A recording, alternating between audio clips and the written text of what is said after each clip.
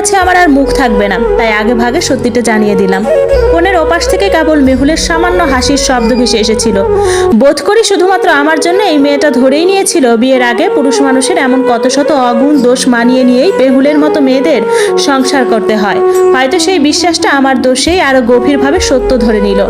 ধারণা যেটাই হোক, মেহুল আমাকে বাদ দিল না, দিব্যি লক্ষ্মী মেয়ের মতো মানিয়ে নিল। তবে মেহুলকে আমি অর্ধেক সত্যি বলেছিলাম। ইউনিভার্সিটির আগেও কলেজ জীবনে আমার আরেকটি প্রেম ছিল, 6.5 মাসের প্রেম। হুট করে কিভাবে সেটা ভেঙেছিল তা আজও আমার অজানাই রয়ে গেছে। যাই হোক, দুই পক্ষের সম্মতিতে একেবারে হম্বিতম্বি করে আমার আর মেহুলের বিয়ে হলো। বিয়ের দিনে আমার শ্বশুরের আয়োজনও কম ছিল না। বলতে গেলে আশেপাশে গোটা এলাকায় খবর ছড়িয়ে গেল আমির সাহেব তার সৎ মেয়েকেও বিশাল জমিদারি আয়োজনে বিয়ে